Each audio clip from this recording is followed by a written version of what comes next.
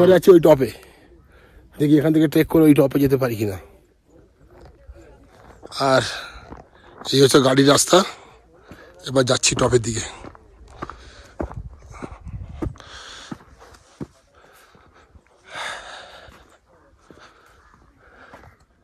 এখান থেকে কাঞ্চনজঙ্ঘা দেখতে না পাওয়া গেলে এভারেস্ট কিন্তু দেখতে দারুণ লাগছে। আর একটু উঁচুতে যাই, এই কেমন লাগে দেখতে।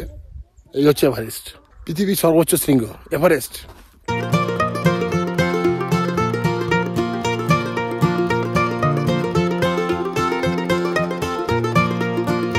আর একটু উঁচুতে উঠতেই কাঞ্চনজঙ্ঘাকে পরিষ্কার দেখা গেল।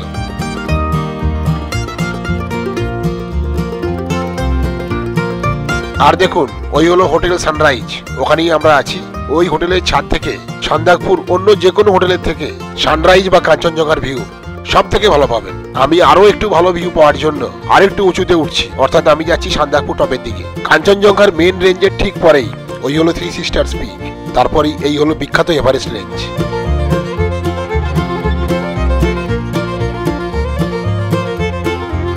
আর এখান থেকে ট্রেক করে একটু উপরে চলে এলাম। এখন অনেকে নেমে যাচ্ছে, এইখানে একটু নামাটা একটু রিস্কি, সাবধানে নামতে হচ্ছে। এখানে এখান থেকে দারুণ ভিউ, একদিকে এভারেস্টের রেঞ্জ আর একদিকে কাঞ্চনজঙ্ঘা রেঞ্জ, সব মিলিয়ে অসাধারণ দৃশ্য। তার এখন অসুবিধা নেই, তাই তো? তোমরা থেকে যাচ্ছে, মুখের অবস্থা খারাপ। এখান থেকে সত্যি ভিউটা খুব ভালো। অনেকটা উঁচুতে কিন্তু চলে এসেছি, তো যাচ্ছি সান্দাকফু টপে। মানে কোনো অবস্ট্রাকশন নেই এই দুটো রেঞ্জ দেখার ক্ষেত্রে। পৃথিবীর সর্বোচ্চ শৃঙ্গ মাউন্ট এভারেস্ট আর পৃথিবীর তৃতীয় উচ্চতম শৃঙ্গ মাউন্ট কাঞ্চনজঙ্ঘা, এই দুটো শৃঙ্গকে আপনি একই ফ্রেমে বন্দি করতে পারবেন এই সান্দাকফু টপে এলে। ওই যে একটু উঁচুতে কংক্রিটের যে দেওয়ালটা দেখতে পাচ্ছেন, ওটাই হলো সান্দাকফু টপ। আর এই হলো ট্রেকিং এর রাস্তা, ছোটখাটো ট্রেকিং, কিন্তু একটু খাড়া পথ বেয়ে উপরে উঠতে হয়, স্লিপ খাওয়ার যথেষ্ট সম্ভাবনা আছে। ওই যে হোটেল, ওখান দিয়ে আমরা এলাম, ওই হোটেল সানরাইজ, তো ওখান দিয়ে ট্রেক করে করে এলাম। যতই উপরে উঠছি ততই কিন্তু ভিউ আরো মারাত্মক হচ্ছে, ততই আরো ভিউ অসাধারণ হচ্ছে, দারুণ লাগছে দেখতে। আরেকটু উপরে উঠি, যদি আরেকটু বেটার ভিউ পাওয়া যায়।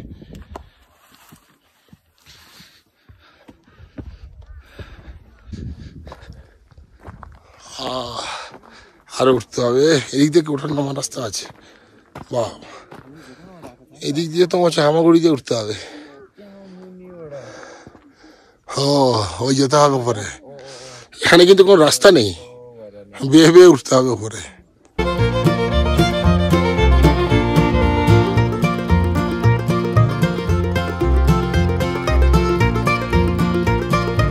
সানরাইজ হোটেলের দিকে একটু জুম করতে দেখতে পেলাম ম্যাডাম হাত নাড়ছে, একটু টেনশনেও আছে যে এই ধরনের পথ বেয়ে উপরে উঠতে পারবো কিনা। যাই হোক, এখন দেখে নিন সান্দাকফু টপে ওঠার ঠিক আগে এই স্থানটা থেকে দুর্দান্ত এই ভিউটি।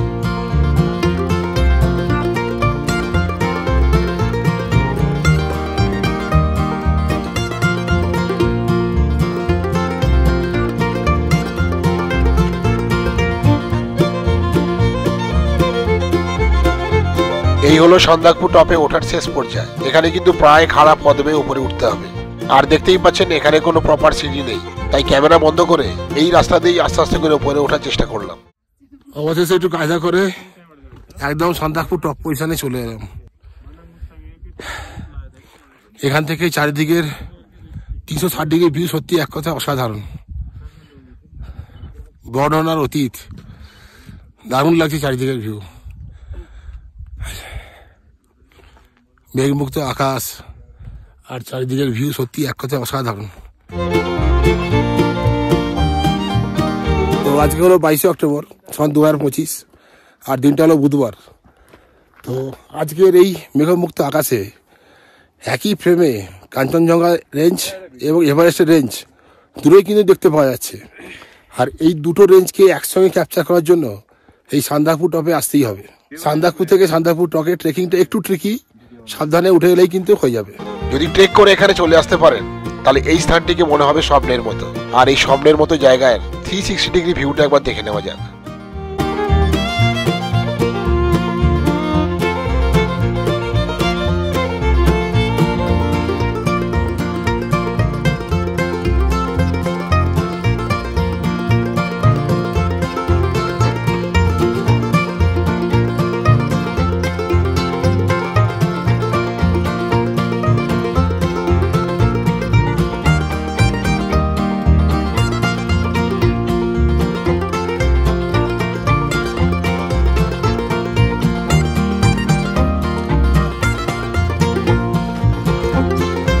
তো এই হলো 360 ডিগ্রি ভিউ, একসঙ্গে কাঞ্চনজঙ্ঘা রেঞ্জ এবং এভারেস্ট রেঞ্জের টোটাল 360 ডিগ্রি ভিউ, যেটা এই সান্দাকফু টপে এসে দেখতে পেলাম।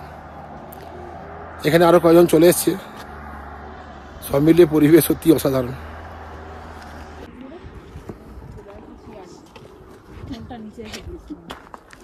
জলটা নিচে আছে না?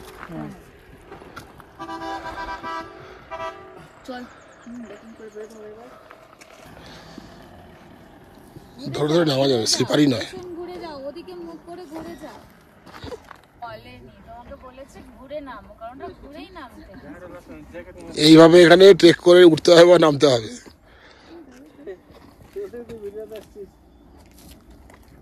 পিছন ঘুরে যা, হ্যাঁ পিছন ঘুরে যা। তুই একবার নামলি, 8 জনকে দেখেছে নামতে। এক্সপেরিয়েন্স বেশি। ওখানে পা দে, ওই ভাঁজটাতে কোন একদম কোনটায় পা দাও। হ্যাঁ ঠিক আছে, এবারে নিচে। হ্যাঁ একদম। এই দেখ এখানে পায়ে রাখার জায়গা আছে, পাথরের কোনটায়, পাথরের কোনটায়। ওকে, এদিকে পা দাও, এদিকে পা দাও, এদিকটা এদিকটা এদিকটা। এই সাপোর্ট নয়, হ্যাঁ এবার ওদিকটায় পা দাও। মানে এরকম কায়দা করে কিন্তু উঠতে হবে বা নামতে হবে। আমিও চিন্তায় আছি কিভাবে নামবো। এখানে এখানে কি আছে, বই খাতা।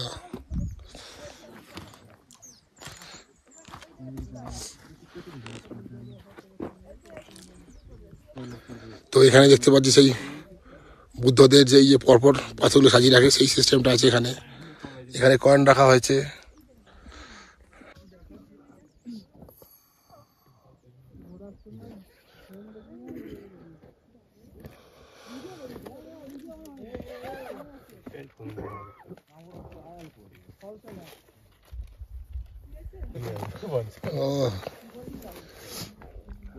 দেখুন এই ভাই কেমন সুন্দর ছবি এঁকেছে এখান থেকে। এবারে পুরো কাঞ্চনজঙ্ঘা রেঞ্জের ছবি, মানে যা চোখে দেখতে পাওয়া যাচ্ছে তাই ড্রয়িংয়ে উঠে এসছে। Very beautiful. Thank you. From where are you coming? Ranchi. Ranchi.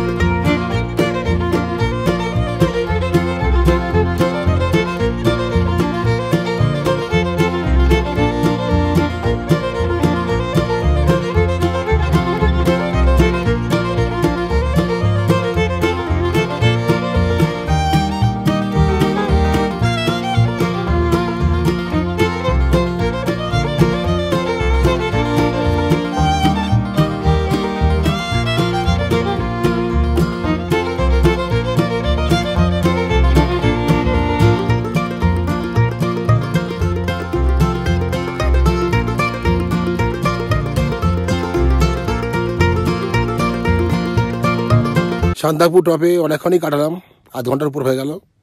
এবার ফিরে যাওয়ার পালা। এবার কি হয় নামবো সেটাও বা দেখছি। দুজন এখানেই আছো, সান্দাকফু টপে গেলে না? হ্যাঁ হ্যাঁ তোমাকে দেখে ওই সান্দাকফু টপে উঠেছিলাম। ওই যে পিছনে দেখছি উঁচু পাহাড়, হতে উঠেছিলাম। ওটাই হলো সান্দাকফু টপ। একটু কষ্ট করে উঠতে হয় বা নামতে হয়, কিন্তু ওঠাটা সার্থক। উপরে উঠে গিয়ে যা ভিউ পাবেন সেটা এক কথায় ভাষায় প্রকাশ করা যাবে না।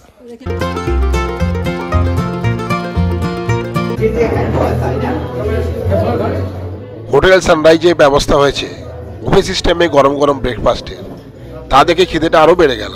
কি নিচ্ছ? বাহ,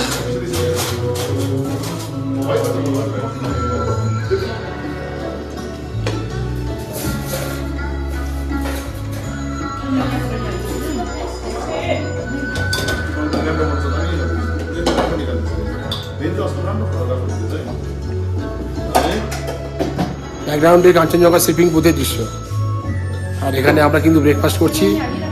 চারিদিকের পরিবেশ সত্যি দুর্দান্ত। এখানে বুফে সিস্টেমে খাওয়া দাওয়া হচ্ছে,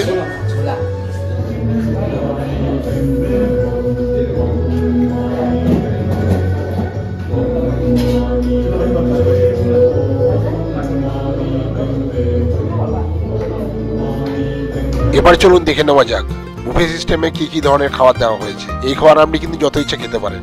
এর জন্য দাম দিতে হচ্ছে 200 টাকা পার প্লেট। কি কি আছে? রুটি আছে, এখানে জ্যাম আছে, ডাল,